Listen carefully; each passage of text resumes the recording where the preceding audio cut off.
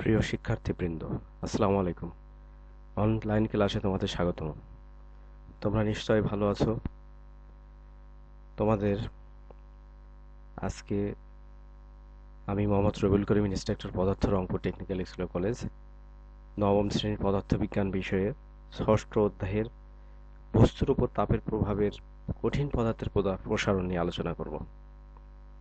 তোমরা নিশ্চয় খাতা কলম নিয়ে বসছো। তোমরা ভালো আছো নিশ্চয়। তোমরা খুদে ইঞ্জিনিয়ার, বাসায় পড়াশোনা করছো তো। খুদে ইঞ্জিনিয়াররা নবম শ্রেণীতে ভর্তি হওয়া মানেই হচ্ছে এসএসসি ভোকেশনালে পদার্পণ, অর্থাৎ ভোকেশনাল শিক্ষায় তোমার সূচনা। আচ্ছা, ভোকেশনাল শিক্ষাটা কি বলো দেখি। আচ্ছা, না জানলে আমি বলে দিচ্ছি। ভোকেশনাল শিক্ষা হচ্ছে যে শিক্ষা শেষে কোনো শিক্ষার্থী বৃত্তিমূলক কোনো কাজে নিজেই নিজের কর্মসংস্থান করতে পারে, অর্থাৎ এটা একটি বৃত্তিমূলক শিক্ষা। এই শিক্ষা শেষে শিক্ষার্থী নিজেই নিজের কর্মসংস্থান তৈরি করতে পারে। যাই হোক, আজকে আলোচনায় আসা যাক। তোমরা দেখতে পাচ্ছ একটি দণ্ডকে তাপ দেওয়া হচ্ছে।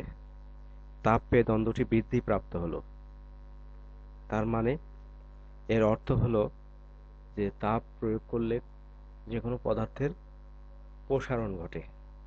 আমাদের আজকের আলোচনার বিষয় কঠিন পদার্থের প্রসারণ। এর ঠিক উল্টো ঘটনাটিও ঘটে।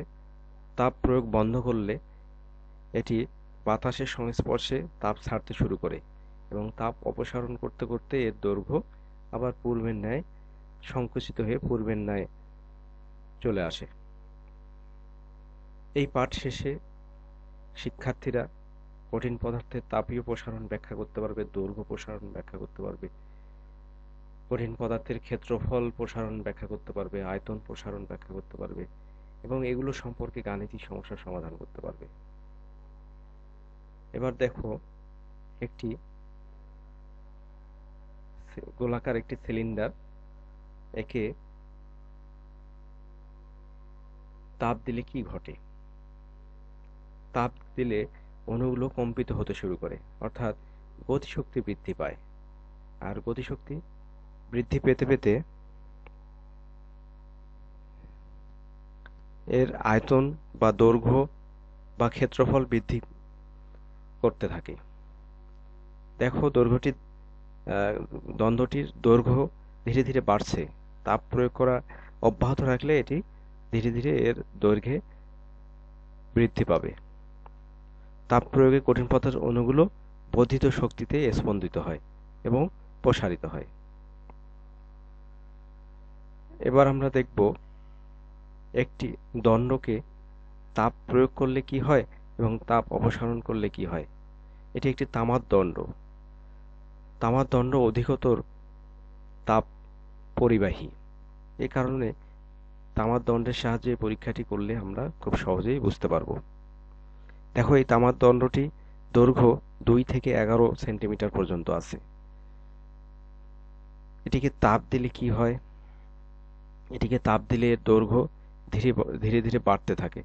বাড়তে বাড়তে কত হলো, 0 থেকে 13.2, অর্থাৎ এর দৈর্ঘ্য বৃদ্ধি পেয়েছে।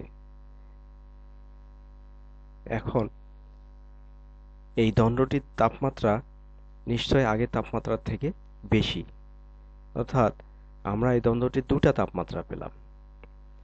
তাপ দেওয়ার আগের একটি তাপমাত্রা এবং তাপ দেওয়ার পরে আরেকটি তাপমাত্রা। দৈর্ঘ্য একইভাবে দুইটি। আগে ছিল 2 থেকে 11 সেন্টিমিটার পর্যন্ত, এখন 0 থেকে 13.2 সেন্টিমিটার পর্যন্ত। তার মানে দৈর্ঘ্য আমরা দুইটা পেলাম।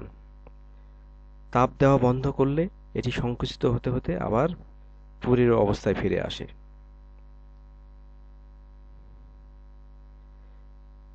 একটু আগে আমরা যা দেখলাম যে তাপ প্রয়োগের আগে যা ছিল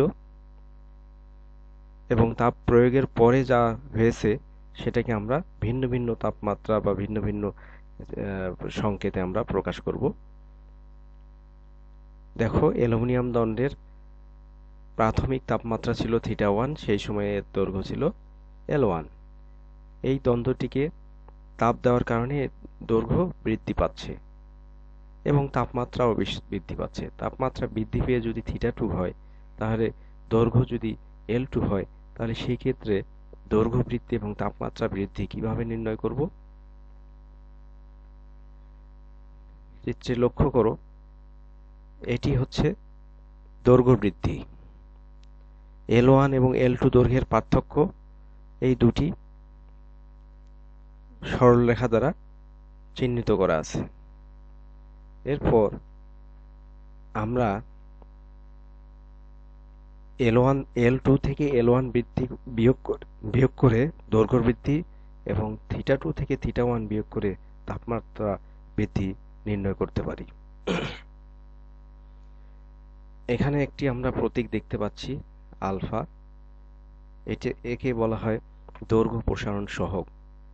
এখন দৈর্ঘ্য প্রসারণ সহগ কাকে বলে, এটা নিয়ে মনে প্রশ্ন জাগতে পারে। আমরা একটু পরে এটি জানতে পারব।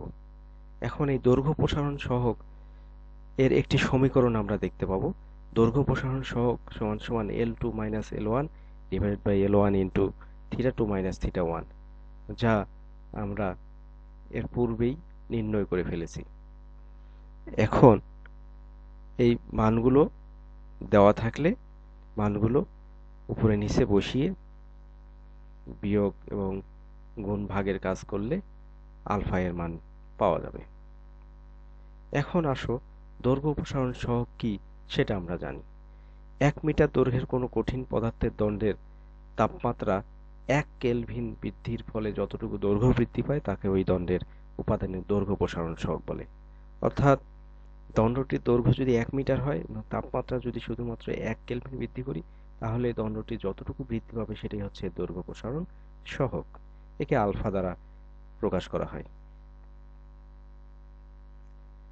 এবার আমরা দেখব একটি কঠিন পদার্থ শুধু দৈর্ঘ্যেই বৃদ্ধি পায় না, এর প্রস্থেও বৃদ্ধি পেতে পারে।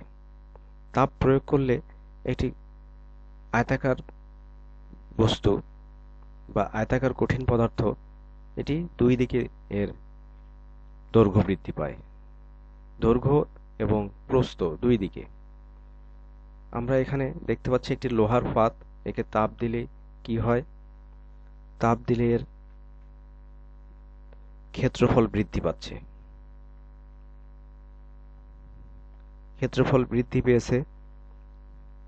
এরপর আগের বস্তুটার আকার বাম দিকে এবং পরের বস্তুটার আকার তাপমাত্রা বৃদ্ধি পেয়ে ডান দিকে দেখানো হলো। আগের ক্ষেত্রে তাপমাত্রা θ1 এবং ক্ষেত্রফল A1, পরের ক্ষেত্রে তাপমাত্রা θ1 এবং ক্ষেত্রফল A2।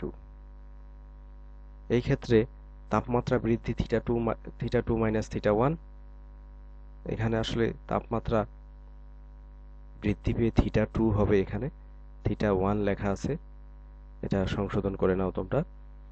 আর ক্ষেত্রফল বৃদ্ধি হবে A2 মাইনাস A1।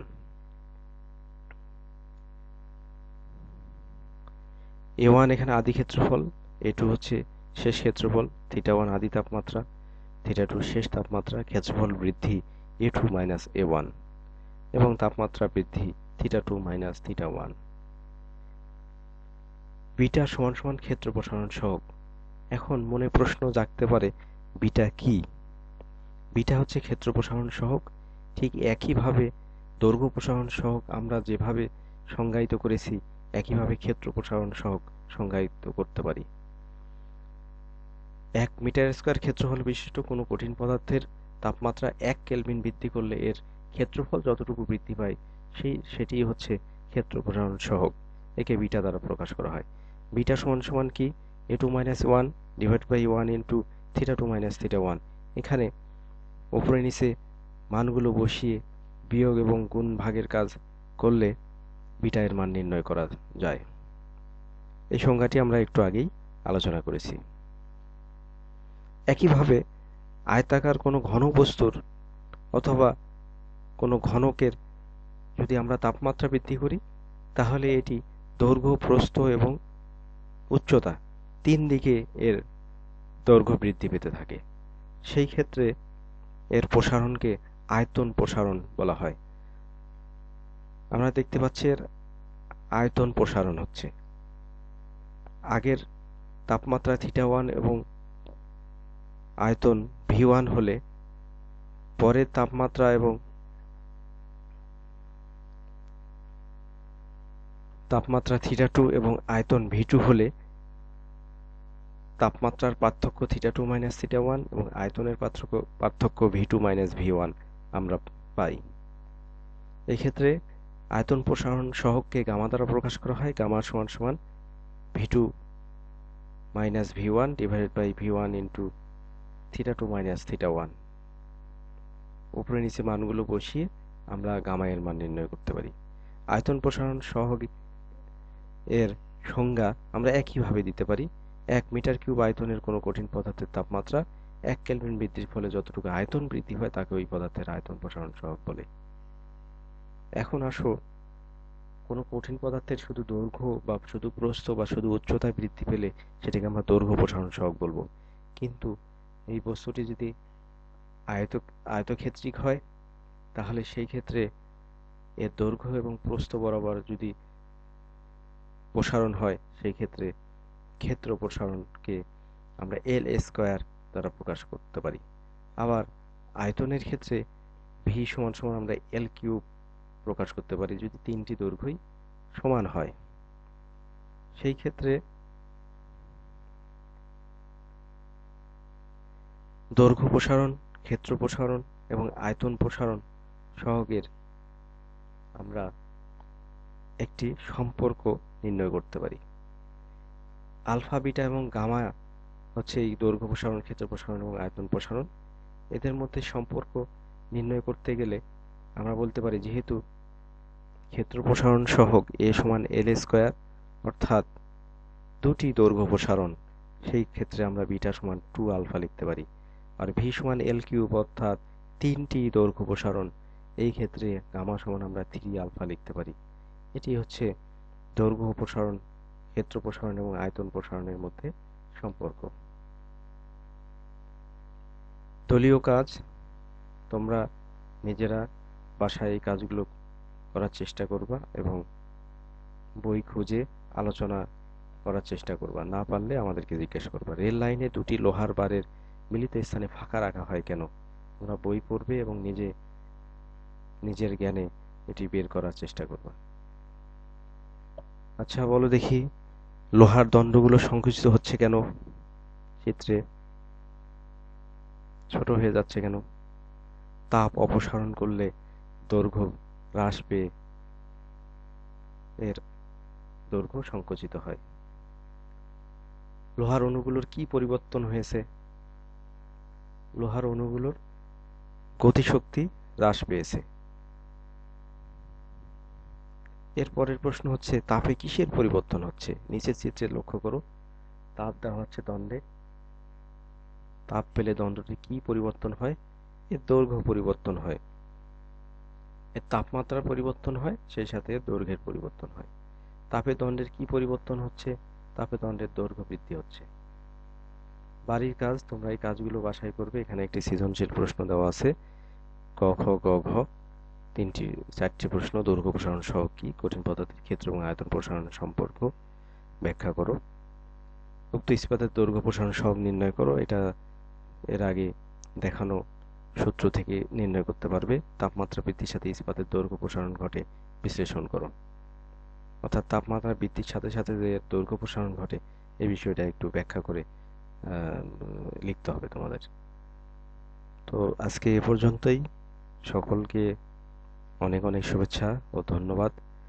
তোমরা মনোযোগ সহকারে ক্লাস শুনেছো, এজন্য তোমাদেরকে অন্তরের অন্তঃস্থল থেকে ধন্যবাদ জানাচ্ছি।